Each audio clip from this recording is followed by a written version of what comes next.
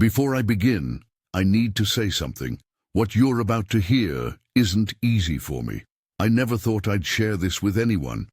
But there was a moment, lost in the deep woods of northern Michigan, when I understood that some stories need to be told, no matter how much it costs to relive them. My name is Thomas Mitchell, and for 15 years I worked for the Central Intelligence Agency. Not the Hollywood version you see in movies, the real thing. Classified operations, foreign intelligence, the kind of work that hollows you out from the inside until you forget what it feels like to sleep without checking the locks twice.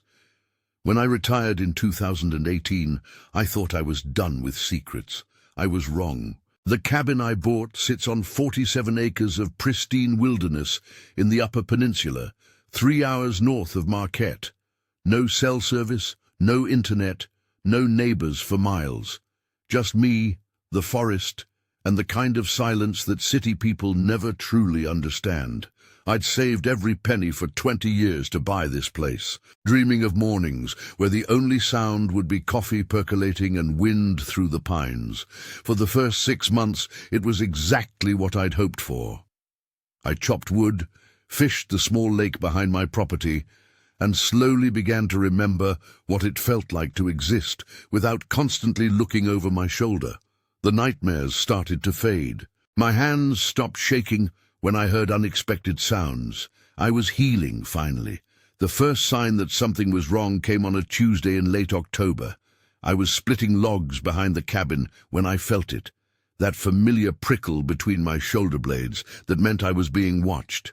15 years of fieldwork had taught me to trust that feeling completely. I set down the axe and turned slowly, scanning the tree line. Nothing moved except the autumn leaves dancing in the breeze. But the feeling persisted, stronger now, like invisible eyes boring into me from the shadows between the massive white pines. I stood there for 10 minutes, motionless, using every surveillance detection technique I'd ever learned. The forest seemed to hold its breath. That night, I found the first footprint. I was doing my evening perimeter check, old habits die hard, when my flashlight beam caught something in the soft earth near the lakeshore. At first glance, it looked human. Large, maybe size 13 or 14, barefoot pressed deep into the mud. But as I knelt for a closer look, the details made my blood run cold. The toes were too long, stretched and distended, like they'd been pulled by some terrible force. The heel was massive, wider than any human foot I'd ever seen, and there were what looked like claw marks extending past where the toes should have ended. Most disturbing of all, the print was fresh, so fresh I could see water still seeping into the deepest impressions. I photographed it from every angle, then spent the next 2 hours making a plaster cast. My CIA training had included basic forensics, and I knew how to preserve evidence properly. What I couldn't understand was what kind of animal could have made such a mark. Bears don't walk upright for long distances, and no human foot could possibly achieve those proportions.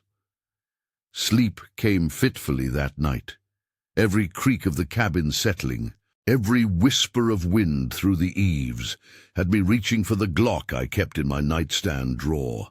I'd thought I was done with that hypervigilance, but apparently some instincts never truly fade. Morning brought no answers, only more questions. The footprint was gone, not washed away by rain, there hadn't been any, not obscured by fallen leaves or disturbed by animals. Simply gone, as if it had never existed at all. Even my plaster cast had vanished from where I'd left it drying on the cabin's porch. In its place was a small pile of what looked like bone fragments and bits of fur. I spent that day poring over my photographs, enlarging them on my laptop, studying every detail. The prints were real. I had proof.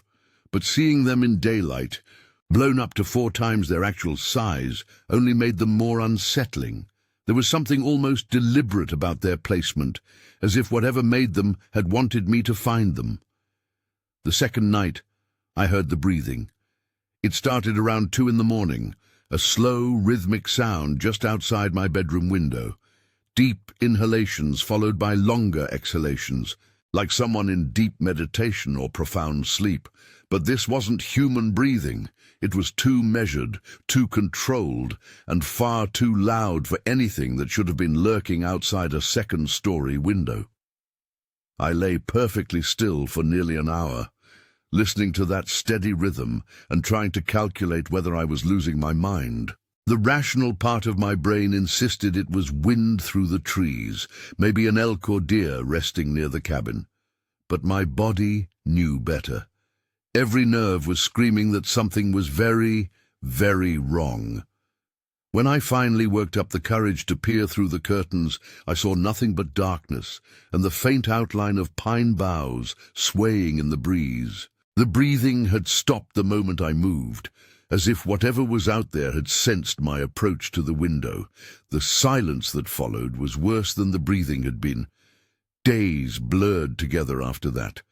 I stopped sleeping more than 2 or 3 hours at a time, dozing fitfully in my chair with my pistol across my lap. My appetite disappeared. Coffee became my primary food group. Bitter and black, consumed in quantities that would have hospitalized a normal person. I started seeing movement in my peripheral vision. Tall shadows that shouldn't have been there, shapes that melted away the moment I turned my head. Twice, I found more of those bone piles arranged in perfect circles around my cabin. The fragments were always fresh, still carrying traces of blood and tissue, but I could never identify what animals they'd come from. It was during the 3rd week of this psychological siege that I remembered the Wendigo project. The memory hit me like a physical blow, sudden and devastating. I was sitting on my porch, nursing my 8th cup of coffee and staring into the forest, when a fragment of conversation from 1997 suddenly surfaced in my mind. A briefing room in Langley, Virginia. A nervous analyst with thick glasses shuffling through classified documents, while a room full of operatives listened with skeptical expressions. "The Wendigo project," he'd said, his voice barely above a whisper. Initiated 1947, officially terminated 1976. Anthropological warfare research focused on indigenous psychological manipulation techniques. Most of us had dismissed it as Cold War paranoia. The agency had funded stranger things in their attempts to gain any possible advantage over the Soviets. Mind control experiments, psychic spies, truth serums derived from exotic plants. The Wendigo project had seemed like just another dead end in a filing cabinet full of failed initiatives. But now, sitting in my isolated cabin with evidence of something impossible stalking me, those fragments of memory took on new significance. The analyst had mentioned northern Michigan specifically, remote locations where field testing had taken place. Indigenous consultants who had provided traditional knowledge about psychological manipulation through folklore and suggestion. The project had allegedly been shut down after several test subjects experienced what the official reports called extreme dissociative episodes.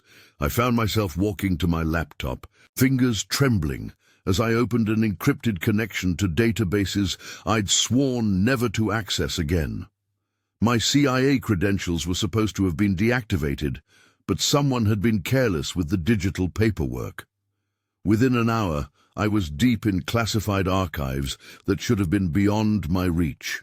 The Wendigo project files were extensive and horrifying. Page after page of clinical documentation describing experiments conducted on volunteer subjects, military personnel who'd been told they were participating in wilderness survival research. The scientists had been investigating whether traditional Native American folklore could be weaponized, turned into psychological warfare tools that could break enemy agents without leaving physical evidence. The core theory was simple. Certain mythological creatures existed in the collective unconscious of all humans, regardless of cultural background. By carefully staging encounters with these archetypal fears, skilled operatives could induce complete psychological collapse in enemy agents, making them unreliable and potentially turning them into assets for their own side. The Wendigo had been chosen because of its unique characteristics. Unlike vampires or werewolves, which appeared in many cultures, the Wendigo was specifically North American, tied to concepts of isolation, cannibalism, and the complete corruption of human nature. Test subjects isolated in remote locations could be made to believe they were encountering something that existed at the very boundaries of human understanding. The project had used elaborate stagecraft, trained actors in sophisticated costumes, special effects teams, and psychological manipulation techniques refined through years of research. Subjects would be taken to remote locations under the pretense of survival training, then exposed to carefully orchestrated encounters designed to break down their grip on reality. According to the files, it had worked almost too well. Of the 43 test subjects documented in the reports I could access, 37 had experienced what the clinical notes described as complete psychological dissolution. They'd been hospitalized, medicated, and eventually discharged with cover stories about training accidents and stress-related breakdowns. Several had never fully recovered, but it was the final report, dated December 15th, 1976, that made my blood run cold. Project termination recommended immediately. Recent developments suggest that staged encounters may have triggered genuine manifestations. Local indigenous consultants report unprecedented levels of spiritual disturbance in testing areas. 3 research team members have been hospitalized with injuries inconsistent with any known wildlife in the region. Recommend permanent classification and burial of all project materials. The report was signed by someone whose name had been redacted, but the final line was still clearly visible. Some doors should never be opened. We fear we may have done exactly that. My hands were shaking as I closed the laptop. The coffee mug slipped from my fingers, shattering against the porch boards and sending dark liquid splashing across my boots. But I barely noticed. My mind was racing, trying to process what I'd just learned. What if the Wendigo project hadn't just been elaborate theater? What if, in their attempts to weaponize ancient fears, the CIA had actually summoned something real? And what if that something had been waiting in the northern Michigan wilderness ever since, growing stronger and more substantial with each passing year? The sun was setting as these thoughts churned through my mind, painting the forest in shades of blood and shadow. Somewhere in that darkening wilderness, I could feel eyes watching me, patient eyes, hungry eyes. Eyes that had been waiting 47 years for someone to stumble into their territory. That night, I didn't even pretend to try sleeping. I sat in my living room with every light in the cabin blazing, my pistol loaded and ready in my lap. The breathing returned around midnight, but this time it was closer, right outside my front door, slow and deliberate. Like whatever was out there wanted me to know, it was no longer trying to hide. Around 3 in the morning, the scratching started. Long, deliberate scrapes against the cabin's log walls, starting at ground level and working their way up. The sound was methodical, almost ritualistic, like something was marking territory or counting. I could track its movement as it circled the building. First the east wall, then the south, then the west, then the north, over and over, in an endless, measured pattern. By dawn, the scratching had stopped, but the silence was somehow worse. I waited until full daylight before venturing outside to examine the damage. What I found defied explanation. The scratches were deep, nearly 2 inches into the solid log walls, carved in perfect parallel lines that spoke of claws longer and sharper than any natural animal possessed. But it was the pattern that truly unnerved me. The marks weren't random. They formed symbols, crude but unmistakably deliberate, scratched into the wood with the precision of someone following a template. I photographed every symbol, then spent hours comparing them to images in my files. The shapes were reminiscent of Native American pictographs, but distorted, as if someone had taken traditional symbols and twisted them into something darker. There were representations of human figures, but elongated and wrong, with limbs that stretched beyond normal proportions. There were symbols that might have been trees or might have been reaching arms, and there were shapes that looked like open mouths filled with rows of sharp teeth. It was while I was studying these photographs that I noticed the smell. It started subtly, just a faint whiff of decay carried on the afternoon breeze. But as the sun moved lower in the sky, the odor grew stronger, more concentrated, until it became almost unbearable. It was the smell of something that had been dead for a very long time, mixed with the copper tang of fresh blood and an underlying musk that reminded me unpleasantly of wet animal fur. Following the smell led me to the tree line behind my cabin, where I found the source. Hanging from the lowest branch of a massive white pine was what had once been a deer. But calling it a deer was like calling a hurricane a rainstorm. Technically accurate, but woefully inadequate to describe the reality of what I was seeing. The animal had been torn apart with surgical precision, its body cavity opened and organs removed with the skill of someone who understood anatomy intimately. But it was the arrangement that truly horrified me. The organs hadn't been discarded or devoured. They'd been carefully arranged in a pattern around the base of the tree. Heart, liver, lungs, kidneys, each placed exactly where it needed to be to form another one of those twisted pictographs. The blood was still fresh, glistening in the late afternoon sun like dark paint. This wasn't the work of any natural predator. This was a message. I spent that evening cleaning my weapons and checking my ammunition supply. 3 magazines for the Glock, a box of shells for my 12-gauge shotgun, and a hunting rifle with a scope that could put a bullet through a quarter at 200 yards. It wasn't much against something that could tear apart a full-grown deer with its bare hands, but it was all I had. The attack came just after midnight. I was dozing in my chair when the front door exploded inward, torn completely off its hinges, and sent flying across the room like it weighed nothing at all. The thing that came through the doorway was beyond description. Tall as a man, but stretched and distorted, covered in matted fur the color of old blood, with arms that reached almost to the ground and hands tipped with claws longer than kitchen knives. Its face was the worst part, almost human, but with features that had been pulled and stretched until they became something from a nightmare. The eyes were yellow and intelligent, filled with an ancient hunger that spoke of countless years spent stalking prey through dark forests. When it opened its mouth, I saw rows of teeth like broken glass, stained with what looked like old blood. I opened fire without hesitation, putting 3 rounds center mass before the creature even fully cleared the doorway. The bullet struck home. I saw the impacts, saw dark fluid spray from the wounds, but it didn't slow down.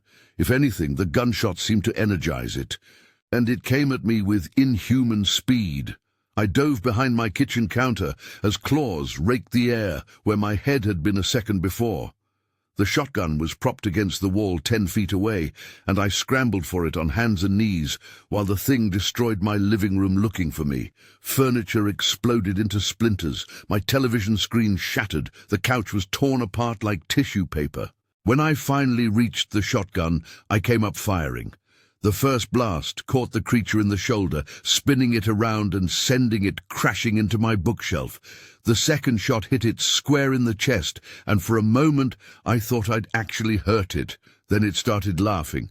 The sound was worse than its appearance, a wet, bubbling chuckle that spoke of intelligence and amusement, and a complete lack of concern for anything I might do to defend myself. It straightened slowly, dark fluid dripping from its wounds, and fixed those terrible yellow eyes on mine.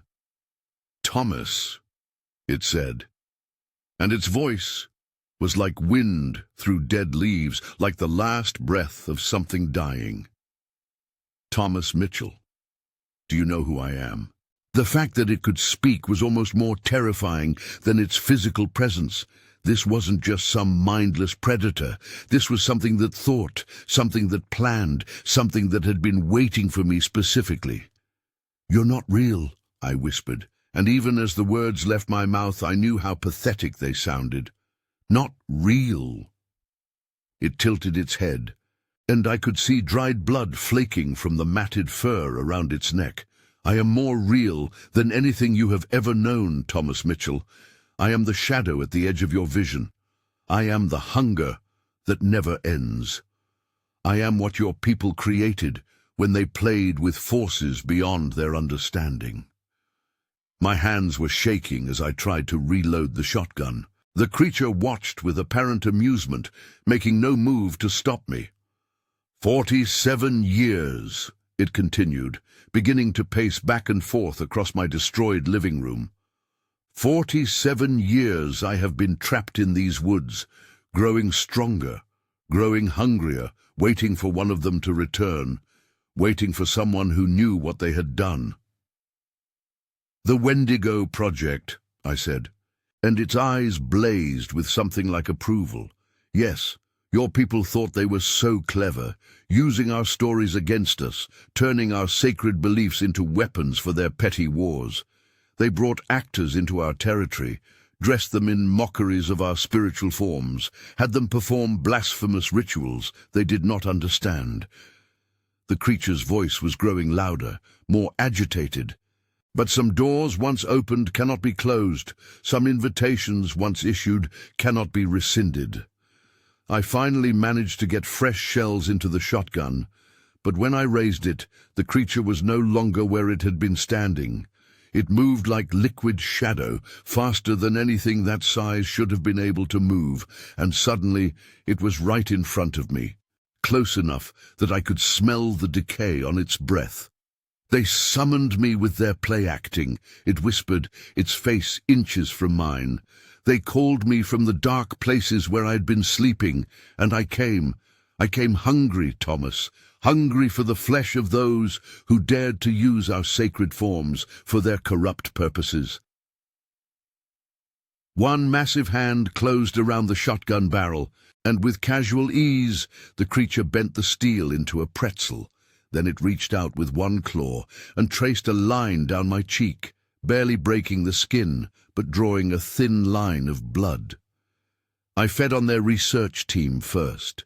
The actors, the technicians, the scientists who thought they were so much cleverer than the indigenous peoples they were exploiting.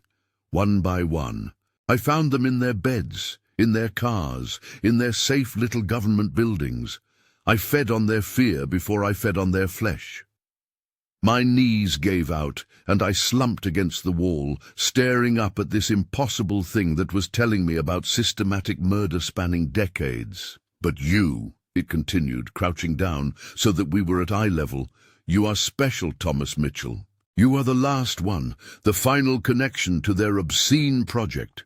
When I consume you, the circle will be complete, and I will be free to hunt wherever I choose." "Why tell me all this?" I managed to ask. "Why not just kill me?" The creature's mouth stretched into what might have been a smile, revealing those rows of broken glass teeth. "Because I want you to understand. I want you to know that you are paying for the sins of your predecessors. I want you to feel the weight of their choices pressing down on your shoulders as I tear the life from your body." It reached for me then, claws extended, and I closed my eyes and waited for the end. But the killing blow never came. Instead, I heard a sound like breaking glass, followed by a roar of rage and frustration that seemed to shake the very foundations of the cabin. When I opened my eyes, the creature was backing away from me, its form flickering and translucent, like a television with bad reception. "No!" it snarled, and for the first time there was something other than confidence in its voice. "No, it is almost dawn. I will not be cheated again." The first pale light of morning was indeed creeping through my shattered windows, and as it touched the creature's form, I could see it becoming less solid, less real. Whatever dark power sustained its physical presence seemed to be weakening with the approach of daylight. "Tomorrow night," it promised, its voice already fading to little more than a whisper. "Tomorrow night I will finish this. Thomas Mitchell. Tomorrow night you will join your predecessors in my belly." Then it was gone, dissolved into shadow and memory, leaving me alone in the wreckage of my home. I spent that day in a state of shock, sitting among the debris and trying to process what had happened. The logical part of my mind insisted that I was having some kind of breakdown, that the stress of retirement and isolation had finally caught up with me in the form of elaborate hallucinations. But the physical evidence was impossible to ignore. The destroyed furniture, the bent shotgun barrel, the claw marks carved into my walls. By evening, I'd made my decision. I wasn't going to wait for the creature to return. I wasn't going to sit in my cabin like a lamb waiting for slaughter while something that should not exist stalked me through the darkness. I was going to take the fight to it on my terms, in a place of my choosing. The abandoned research facility where the Wendigo project had been based was 40 miles deeper into the wilderness, accessible only by an old logging road that hadn't been maintained in decades. According to the files I'd accessed, it had been shut down in 1976 and officially forgotten. But if the creature was telling the truth about being tied to the original experiments, then that facility might hold answers. It might even hold weapons. I loaded what remained of my gear into my pickup truck, the hunting rifle, some emergency supplies, a GPS unit, and every round of ammunition I could find. As the sun set behind the trees, I started driving west into the heart of the wilderness. The logging road was worse than I'd expected. 30 years of neglect had turned it into little more than a deer trail, choked with fallen branches and washed out by countless spring floods. My truck bottomed out a dozen times in the first 5 miles, and twice I had to get out and clear debris from the path by hand. But I kept driving, because going back to my cabin meant facing the creature on its terms, and something told me that if I did that, I wouldn't survive a second encounter. The research facility, when I finally found it, was a monument to bureaucratic abandonment. 3 concrete buildings squatted in a cleared section of forest like enormous tombstones, their windows dark and their doors sealed with rust and time. Weeds had grown up through cracks in the parking lot, and several small trees had taken root in what had once been a carefully maintained landscape. I parked the truck and approached the largest building with my rifle ready. The main entrance was secured with a heavy chain and an industrial padlock, but 30 years of weather had weakened the doorframe enough that a few solid kicks broke it open. Inside, I found a time capsule from the height of the Cold War. The facility had been abandoned so quickly that most of the equipment and furniture had been left exactly where it was. Desks still held papers and office supplies. Filing cabinets stood open, their contents scattered across the floor. Computer terminals from the 1970s sat covered in dust and spider webs, but it was in the basement that I found what I was looking for. The lower level had been the project's primary laboratory, and even after 3 decades, it was clear that serious scientific work had been conducted here. Banks of monitoring equipment lined the walls. There were isolation chambers that looked like something from a psychological horror movie. And there was a vault, a genuine bank-style vault with a combination lock and steel walls 2 feet thick. The vault was open.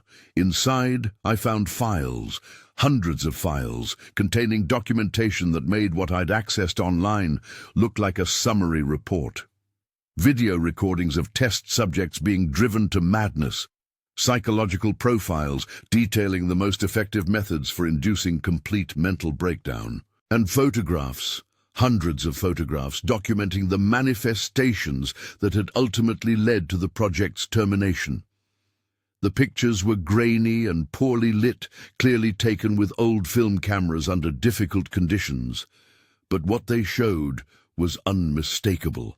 the same creature that had destroyed my cabin, photographed in this very facility, stalking through corridors and laboratories with scientific precision. But there was something else in the vault, something that made my pulse race with desperate hope. Weapons. Not conventional guns or explosives, but something far more exotic. According to the documentation I found with them, the research team had developed these devices specifically for dealing with anomalous entities that couldn't be harmed by traditional means. Energy weapons that fired concentrated electromagnetic pulses. Devices that generated specific sound frequencies designed to disrupt non-physical manifestations. And ammunition. Bullets made from a metal alloy that had been blessed by indigenous spiritual advisors and charged with protective energies. The scientific explanation was buried in jargon about electromagnetic fields and quantum resonance. But the practical effect was supposed to be simple. These weapons could harm things that existed partially outside normal reality. I had no idea whether any of it would actually work. For all I knew, it was all elaborate nonsense designed to make frightened researchers feel better about their situation. But it was the only chance I had. I spent the rest of the night loading the weapons and familiarizing myself with their operation. The energy weapons were surprisingly simple. Point and shoot, just like conventional firearms, but with power cells instead of magazines. The blessed ammunition fit my hunting rifle perfectly, though each bullet was etched with symbols that hurt to look at directly. As dawn approached, I made camp in the facility's main laboratory. The creature had said it would come for me, and I believed it, but this time I would be ready. The sun set with ominous beauty, painting the forest in shades of red and gold that reminded me uncomfortably of blood and flame. I positioned myself behind an overturned table with clear lines of sight to all entrances, energy weapons charged and ready, my rifle loaded with the strange ammunition. And I waited. The creature came just after midnight, and this time it wasn't alone. They flowed through the facility like living shadows, not just the one that had stalked me at my cabin, but others, dozens of others. Some were roughly human in shape, but stretched and distorted like reflections in funhouse mirrors. Others barely resembled anything terrestrial, writhing masses of darkness punctuated by glowing eyes and grasping claws. But the original creature, my personal tormentor, was clearly their leader. It walked upright through the laboratory with casual confidence, its yellow eyes scanning the room until they fixed on my hiding place. "Thomas," it called, and its voice echoed from the walls with supernatural amplification. "Thomas Mitchell, you have come home at last. This is where it all began, you know.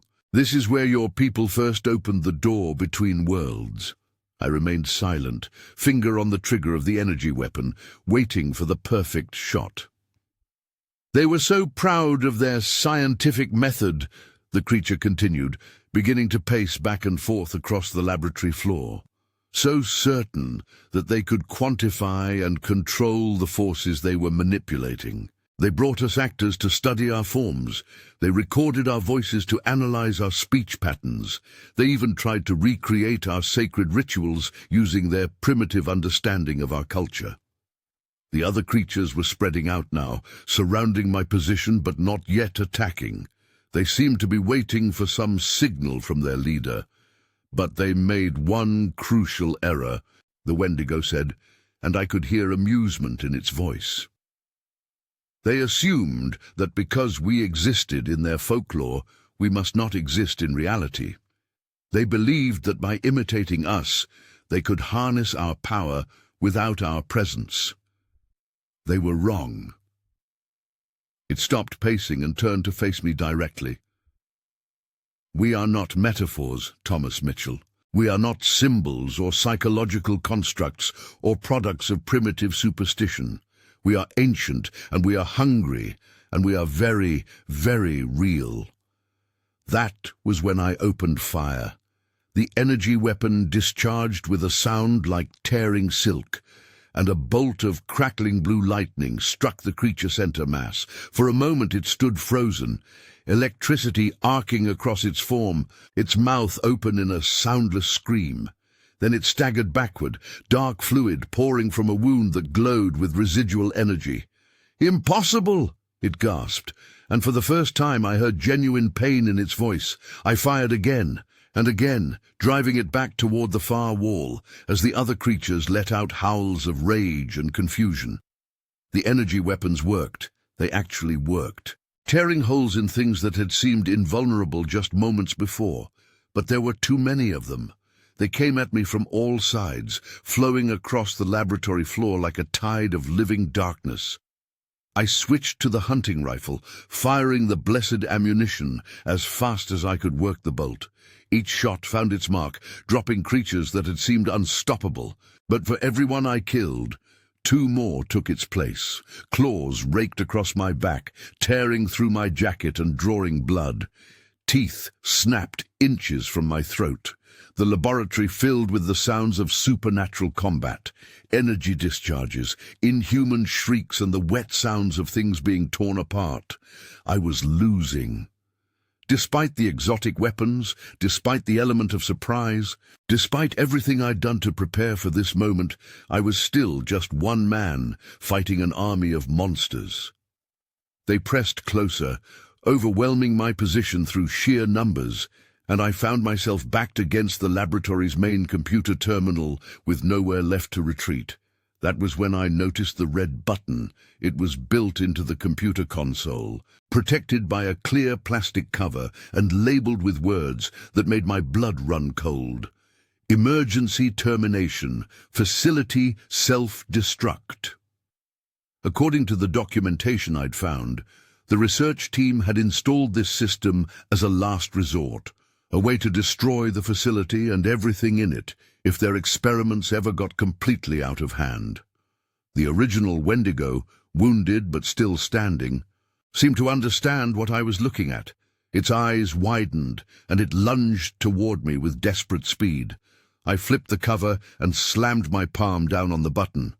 Red lights began flashing throughout the laboratory, and a calm computer voice began counting down from 60 seconds. The creatures howled in rage and terror, rushing toward the exits. But the facility's security systems had activated automatically, sealing all doors and windows. "You fool!" the Wendigo screamed at me as it clawed frantically at the sealed entrance. "You'll kill us all!" "That's the point," I said, and raised my rifle one last time. I don't remember the explosion itself. One moment I was standing in a laboratory full of monsters, and the next I was lying in a hospital bed in Marquette, Michigan, with more bandages than exposed skin, and a very worried-looking doctor explaining that I'd been found in the wreckage of what appeared to be an old government building.